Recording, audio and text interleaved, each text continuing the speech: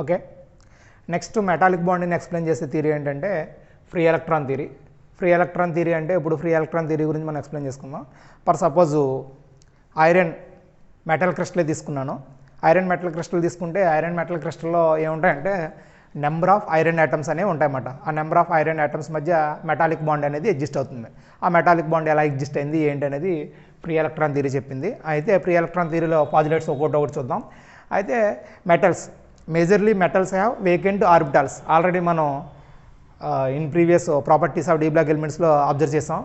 Various vacant orbitals అనేవి ఉన్నాయి. ఆ వేకెంట్ ఆర్బిటాల్స్ వల్లనే కెటలిస్ట్గా యాక్ట్ చేస్తుందని, అండ్ నెక్స్ట్ వేకెంట్ ఆర్బిటాల్స్ ఉండబట్టే అవి కోఆర్డినేషన్ కోవలెంట్ బాండ్ ఫామ్ చేస్తుందని ఎక్స్ప్లెయిన్ చేసుకున్నాం. మెటల్స్లో వేకెంట్ ఆర్బిటాల్స్ ఉంటాయి. ఇది ఫస్ట్ పాజిటివ్. రెండో పాజిటివ్ ఏంటంటే మెటల్స్ అనేవి ఈజీగా ఎలక్ట్రాన్స్ లూజ్ చేసుకుంటాయి due to low ionization energy. Ionization energy అంటే మీకు బాగా తెలుసు, వ్యాలెన్స్లో ఉన్న ఎలక్ట్రాన్ని లూజ్ చేసుకోవడానికి అది దానికి కావాల్సిన ఎనర్జీని ఏమంటామంటే అయనైజేషన్ ఎనర్జీ అంటాం. ఈ అయనైజేషన్ ఎనర్జీ చాలా లోగా ఉంటుంది. లోగా ఉండడం వల్ల ఎలక్ట్రాన్స్ అనేవి లూజ్ చేసుకొని అవి పాజిటివ్లీ ఛార్జ్డ్ యాటమ్స్గా మారిపోతాయి అన్నమాట. ఆ పాజిటివ్లీ ఛార్జ్డ్ యాటమ్స్ని ఏమంటామంటే కెర్నల్స్ అని చెప్తాం. పాజిటివ్లీ ఛార్జ్డ్ యాటమ్స్ని ఏమంటామంటే కెర్నల్స్ అని చెప్తాం. అయితే ఈ లూజ్ అయిన ఎలక్ట్రాన్స్ అన్నీ కూడా ఆ క్రిస్టల్లోనే, అంటే ఐరన్ మెటల్ క్రిస్టల్లోనే ఫ్రీగా మూవ్ అవుతూ ఉంటాయి. ఫ్రీగా మూవ్ అవుతున్నాయి కాబట్టి ఈ థియరీని ఏమన్నామంటే ఫ్రీ ఎలక్ట్రాన్ థియరీ అని చెప్పాం. అండ్ నెక్స్ట్ ఈ ఫ్రీగా మూవ్ అయ్యే ఎలక్ట్రాన్స్ని ఏమంటామంటే mobile electrons are delocalised electrons అని చెప్తాం. Mobile electrons are delocalised. Mobile electrons అంటే అందరికీ తెలుసు, మొబైల్ అంటే మీన్స్ మూవ్ అవడం. డీలోకలైజ్డ్ అంటే ఒక దగ్గర ఉండడం. డీలోకలైజ్డ్ అంటే ఒక దగ్గర లేకుండా వెళ్ళిపోవడం అన్నమాట. ఒకసారి look at the board, see this diagram. ఈ డయాగ్రామ్ని ఒకసారి చూస్తే ఈ డయాగ్రామ్ని ఏమనుకుంటున్నాం అంటే ఐరన్ మెటాలిక్ క్రిస్టల్ అనుకుంటున్నాను. అందులో ఐరన్ ఐటమ్స్ ఏం చేసినాయి అంటే ఎలక్ట్రాన్స్ లూజ్ చేసుకొని ప్లస్ అంటే క్యాటయాన్స్గా మారినాయి. ఈ క్యాటయాన్స్ని ఏమన్నా అంటే కెర్నల్స్ అని చెప్పాం. ఆ మొబైల్ ఎలక్ట్రాన్స్ని ఏమన్నా అంటే ఈజీగా ఫ్రీ ఎలక్ట్రాన్స్ని ఏమన్నా మొబైల్ ఎలక్ట్రాన్స్ అన్నాం. ఇక్కడ బాగా అబ్జర్వ్ చేస్తే ఈ కెర్నల్స్ అన్నీ కూడా ర్యాండమ్గా ఉంటాయి. కెర్నల్స్ అన్నీ కూడా ర్యాండమ్గా ఉండకుండా ఫిక్స్డ్ పొజిషన్స్లో ఒకే దగ్గర ఉంటాయి అన్నమాట. ఫిక్స్డ్ పొజిషన్లో ఒకే దగ్గర ఉంటాయి. ఎందుకు ఒకే దగ్గర ఉంటాయంటే దానికి కారణం ఏంటంటే ఫ్రీ ఎలక్ట్రాన్స్ ఉన్నాయి కదా, ఈ ఫ్రీ ఎలక్ట్రాన్స్ ఈ పాజిటివ్లీ ఛార్జ్డ్ మెటల్ యాటమ్కి మధ్య బాండ్ అనేది ఫామ్ అవుతుందన్నమాట. అంటే ఈ పాజిటివ్లీ ఛార్జ్డ్కి మెటల్ యాటమ్కి నెక్స్ట్ ఈ ఫ్రీ ఎలక్ట్రాన్స్కి మధ్య అట్రాక్షన్ ఫోర్సెస్ వల్ల ఈ పాజిటివ్లీ ఛార్జ్డ్ యాటమ్ని అన్ని వైపులా ఈ ఫ్రీ ఎలక్ట్రాన్స్ అన్ని బైండ్ చేసి ఉంటాయి. అలా బైండ్ చేసి ఉండడం వల్ల ఈ యాటమ్ అనేది ఎటు మూవ్ అవ్వదు. ఇలా ఎంటైర్ క్రిస్టల్ మొత్తంలో ఉన్న దాంట్లో అన్నింటిలో కూడా ఫ్రీ ఎలక్ట్రాన్స్ అనేవి బైండ్ చేస్తున్నాయి. అంటే ఇప్పుడు బాగా అబ్జర్వ్ చేస్తే ఈ పాజిటివ్లీ ఛార్జ్డ్ మెటల్ యాటమ్కి నెక్స్ట్ ఫ్రీ ఎలక్ట్రాన్స్కి బాండ్ అనేది ఎగ్జిస్ట్ అని చెప్పాం. ఈ బాండ్ని ఆల్రెడీ మనం డిస్కస్ చేస్తాం. ఈ బాండ్ ఏమన్నా అంటే మెటాలిక్ బాండ్ అన్నాం. మెటాలిక్ బాండ్ అనేది ఫ్రీ ఎలక్ట్రాన్ థియరీ ఎక్స్ప్లెయిన్ చేస్తుంది అన్నమాట. అంటే మెటాలిక్ బాండ్ని ఫ్రీ ఎలక్ట్రాన్ థియరీని ఎక్స్ప్లెయిన్ చేస్తుంది. అయితే ఇంకా ఇందులో ఉన్న పాజిటివ్స్ ఏంటంటే ఇందులో ఉన్న బాండ్ ఎగ్జిస్ట్ అయింది అన్నాను కదా, అంటే ఏ బాండ్ అంటే మెటాలిక్ బాండ్ ఎగ్జిస్ట్ అయింది. ఈ మెటాలిక్ బాండ్ అనేది నాన్ డైరెక్షనల్ మీన్స్ ఇక్కడ బాగా గమనిస్తే ఇది కెర్నల్ అంటే పాజిటివ్లీ ఛార్జ్డ్ యాటమ్. ఇది యాటమ్ సరౌండింగ్లో ఎవరున్నారు, నెంబర్ ఆఫ్ యాటమ్ సరౌండింగ్లో ఎవరున్నారు, ఇది పాజిటివ్లీ ఛార్జ్డ్ యాటము. దాని యాటమ్ సరౌండింగ్లో ఎవరున్నారు, నెంబర్ ఆఫ్ ఫ్రీ ఎలక్ట్రాన్స్ ఉన్నాయి. ఈ ఫ్రీ ఎలక్ట్రాన్స్తో ఇది బైండ్ అయి ఉంటుంది అన్నమాట. ఈ ఫ్రీ ఎలక్ట్రాన్స్తో ఇది బైండ్ అయి ఉంటుంది. అందుకోసం దీన్ని ఏమన్నా అంటే మెటాలిక్ బాండ్ అని చెప్పాం.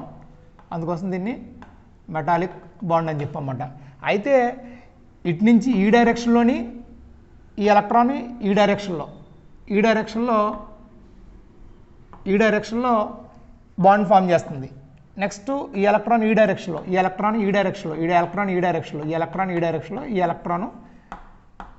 డైరెక్షన్లో బాండ్ ఫామ్ చేస్తుంది. అంటే ఇది ఏదో ఒక డైరెక్షన్లో ఉందా, యూని డైరెక్షన్ ఉందా, అయితే ఈ డైరెక్షనో లేకపోతే ఈ డైరెక్షనో ఒక డైరెక్షన్లో లేదు.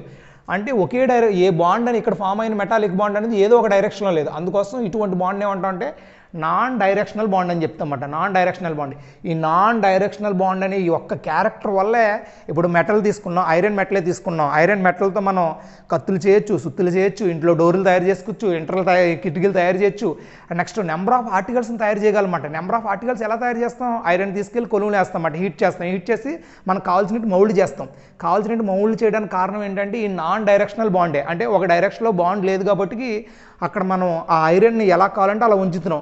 అందుకోసం ఆ బాండ్స్ ఏమీ బ్రేక్ అవ్వకుండా అవి వంగుతున్నాయి తప్ప ఓవరాల్గా బ్రేక్ అయిపోవట్లేదు అన్నమాట. అంటే మెటల్ అనేది ఓవరాల్గా బ్రేక్ అయిపోవట్లేదు. అలా బ్రేక్ అవ్వకుండా మనకు కావాల్సిన ఆర్టికల్స్ కింద మారడానికి కారణం ఏంటంటే ఈ non directional metallic bond. Okay, metallic bond అంటే ఏంటి ఎక్స్ప్లెయిన్ చేస్తాం. ఆ నెక్స్ట్ వన్ ఏంటంటే limitations of free electron theory.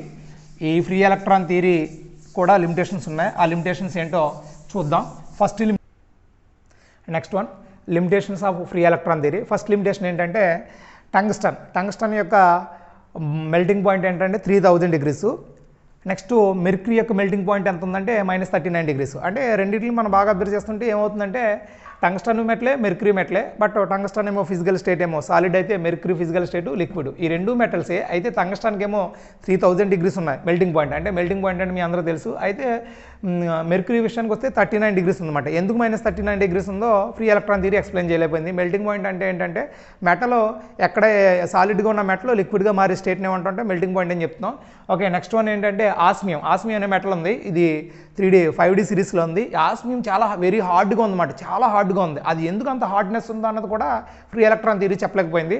Next last limitation ఏంటంటే సిల్వర్ యొక్క కండక్టెన్స్. అంటే సిల్వర్ మెటల్ తీసుకొని దాని నుంచి కరెంట్ పోనిస్తే చాలా ఎక్కువ కరెంట్ వెళ్ళిపోతుంది అన్నమాట సిల్వర్ మెటల్ నుంచి. అయితే వెన్ కంపేర్ టు లెడ్ తీసుకున్నాం. లెడ్ నుంచి వెళ్తుంటే లెడ్కి కూడా కరెంట్ లెడ్ నుంచి కరెంట్ పాస్ చేస్తుంటే చాలా తక్కువ కరెంట్ వెళ్తుంది. ఎందుకు సిల్వర్కి హై కండక్టివిటీ ఉంది, ఎందుకు లెడ్కి లో కండక్టివిటీ ఉంది అనేది కూడా ఈ లిమిటేషన్స్ ఆఫ్ ఈ ఫ్రీ ఎలక్ట్రాన్ థియరీ ఎక్స్ప్లెయిన్ చేయలేకపోయింది.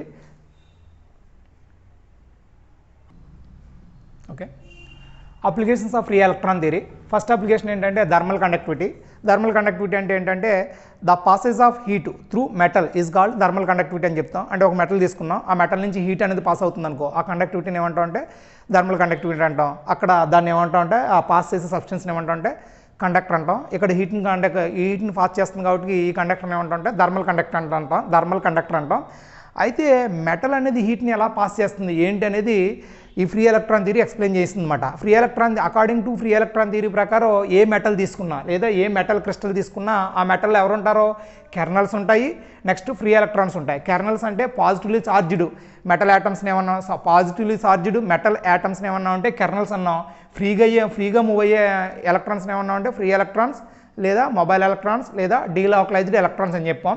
ఇప్పుడు నేను ఏం చేస్తానంటే ఇది ఒక మెటల్, ఆ మెటల్లో ఒక ఎండ వైపు నేను ఒక ఎండన హీట్ని సప్లై చేస్తున్నాను అనమాట. ఒక ఎండ నుంచి హీట్ని సప్లై చేస్తున్నాను. ఎప్పుడైతే హీట్ని సప్లై చేశానో ఆటోమేటిక్గా హీట్ అంతా ఎవరు అబ్జర్వ్ చేసుకుంటారంటే ఆ ఎండ దగ్గరగా ఉన్న ఎలక్ట్రాన్స్ అనేవి అబ్జర్వ్ చేసుకుంటాయి. ఎలక్ట్రాన్స్ అనేవి అబ్జర్వ్ చేసుకొని ఆటోమేటిక్గా దాని యొక్క కైనెటిక్ ఎనర్జీని ఇంక్రీజ్ చేసుకుంటాయి. అంటే మనం ఇచ్చిన హీటు అది కైనెటిక్ ఎనర్జీని ఇంక్రీజ్ చేసుకోవడానికి ఉపయోగపడతాయి. కైనెటిక్ ఎనర్జీ ఇంక్రీజ్ అవ్వడం వల్ల అవి ఒకదాంతో ఒకటి కొలిజన్ చేసుకొని ఆ హీట్ని, అంటే ఈ తీసుకున్న హీట్ని దీనికి ఇచ్చి నెక్స్ట్ దీనికి ఇచ్చి అంటే అలా మెల్లగా అదర్ ఎండ్కి పాస్ చేస్తాయన్నమాట.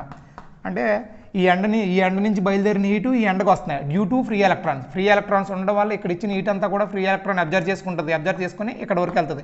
అయితే మరి ఎప్పటి వరకు పాస్ అవుతుందంటే మొత్తం మెటల్ అంతా కూడా యూనిఫామ్గా హీట్ వచ్చే వరకు కూడా పాస్ అయిపోతూ ఉంటుంది అన్నమాట. అంటే యూనిఫామ్ మీనింగ్ ఏంటంటే మనం సపోజ్ ఒక హాట్ వాటర్ తీసుకొచ్చి ఒక కోల్డ్ వాటర్లో పెట్టాం. అయితే హాట్ వాటర్ ఎప్పటి వరకు కోల్డ్ అవుతుందంటే కోల్డ్ వాటర్ హాట్ వాటర్ యొక్క టెంపరేచర్ ఈక్వల్ అయ్యే వరకు దాని టెంపరేచర్ అనేది డిక్రీజ్ అవుతూ ఉంటుంది. ఎప్పుడైతే ఈక్వల్ అయిందో అప్పుడుతో పాసేజ్ ఆఫ్ హీట్ అనేది ఆగిపోతుంది అన్నమాట. ఇక్కడ కూడా అంతే, మనం ఇచ్చే హీట్ ఏమవుతుందంటే ఇక్కడి నుంచి ఇక్కడ వరకు ఈక్వల్గా అంటే హీట్ అనేది ఈక్వల్గా సేమ్ అమౌంట్ ఆఫ్ వచ్చే వరకు పాస్ అవుతుంది, తర్వాత ఆగిపోతుంది అన్నమాట. మరి ఎక్సెస్ వచ్చే హీట్ అంతా ఏమవుతుందంటే సరౌండింగ్లోకి వెళ్ళిపోతుంది. Surrounding means environment. Okay, next one ఏంటంటే నెక్స్ట్ ప్రాపర్టీ నెక్స్ట్ అప్లికేషన్ ఏంటంటే electrical conductivity. Okay, electrical conductivity అంటే ఏంటంటే the passage of current through metal is called electrical conductivity అని చెప్తాం. అయితే ఇక్కడ ఆ మెటల్ని ఏమంటాం అంటే ఎలక్ట్రికల్ కండక్టర్ అంటాం. అంటే ఒక మెటల్ ఉంది, ఆ మెటల్ నుంచి కరెంట్ని పాస్ చేయనిస్తున్నాం. కరెంట్ని పాస్ చేయనిస్తే దాన్ని ఏమంటాం అంటే ఎలక్ట్రికల్ కండక్టివిటీ అని చెప్తాం. ఎలక్ట్రికల్ కండక్టివిటీలో ఇక్కడ ఏ సబ్స్టెన్స్ అయితే తనకుండా ఎలక్ట్రిసిటీని పోనిస్తుందో ఆ సబ్స్టెన్స్ని ఏమంటాం అంటే కండక్టర్ అంటాం అన్నమాట. ఏ కండక్టర్ అంటే ఎలక్ట్రికల్ కండక్టర్ అంటాం. అయితే ఇక్కడ ఏం జరుగుతుందంటే ఇక్కడ జరిగే విషయం ఏంటంటే ఇక్కడ కూడా అంతే, ఫ్రీ ఎలక్ట్రాన్స్ వల్ల మాత్రమే ఎలక్ట్రిసిటీ అనేది పాస్ అవుతుంది. ఒక ప్లేస్ నుంచి ఇంకో ప్లేస్కి పాస్ అవుతుంది. ఎలా పాస్ అవుతుంది ఏంటనేది అబ్జర్వ్ చేస్తాం.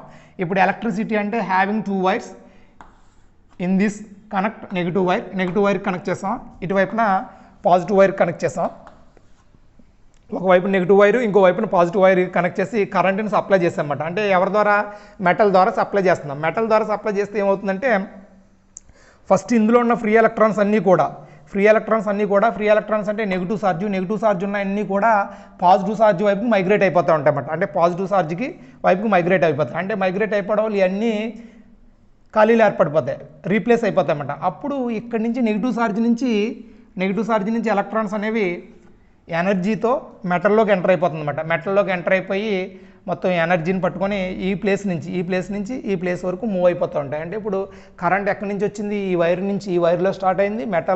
ఈ వైర్లో స్టార్ట్ అయిన కరెంటు మెల్లగా మెటల్లోకి ఎంటర్ అయింది. మెటల్లోకి ఏ విధంగా ఎంటర్ అయిందంటే కరెంట్ మెటల్లోకి ఎంటర్ అవ్వగానే మెటల్లో ఉన్న ఎలక్ట్రాన్స్ అబ్జర్వ్ చేసుకొని ఆ కరెంట్ని ఇక్కడి నుంచి పాజిటివ్ వైపు తీసుకెళ్ళిపోయినాయి. అంటే ఇక్కడ నుంచి ఇక్కడ కరెంట్ పాస్ అయిందంటే it is called conductor. This phenomena is called electrical conductivity.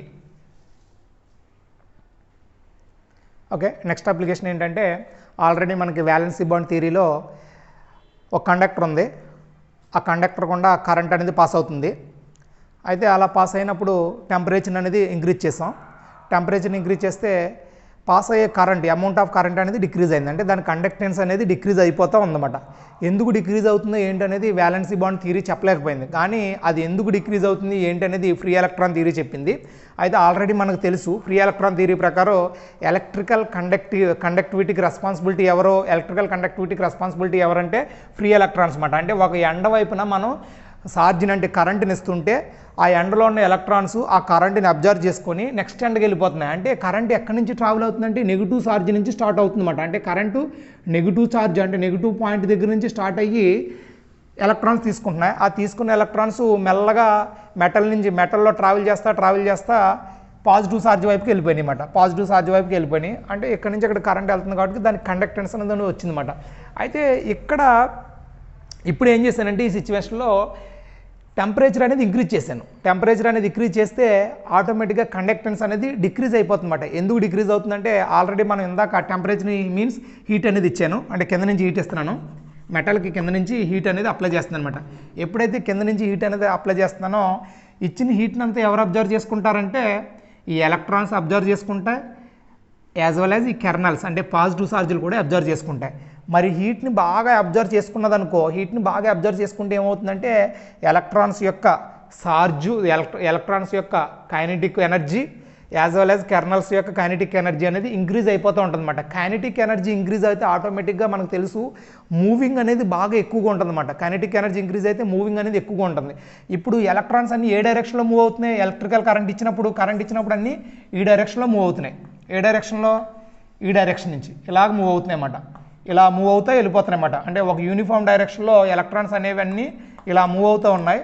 ఎప్పుడైతే కైనెటిక్ ఎనర్జీ అనేది ఇంక్రీజ్ అయిందో అప్పుడు ఈ కెర్నల్స్ ఏం చేస్తాయంటే ఎలక్ట్రాన్స్ వెళ్ళే డైరెక్షన్లోకి కైనెటిక్ ఎనర్జీ వల్ల పైకి కిందకి మూవ్ అవుతాయి. అంటే ఇక్కడున్న కెర్నల్ ఇక్కడికి వస్తుంది, ఇక్కడున్న కెర్నల్లో ఇక్కడికి వస్తుంది, ఇక్కడున్న కెర్నల్లో ఇలా పైకి వస్తుంది అన్నమాట. అంటే ఈ కెర్నల్స్ ఏమవుతాయంటే కైనెటిక్ ఎనర్జీ ఇంక్రీజ్ అవ్వడం వల్ల పైకి కిందకి మూవ్ అవుతాయి. ఇలా పైకి కిందకి మూవ్ అయినప్పుడు ఏమవుతుంది?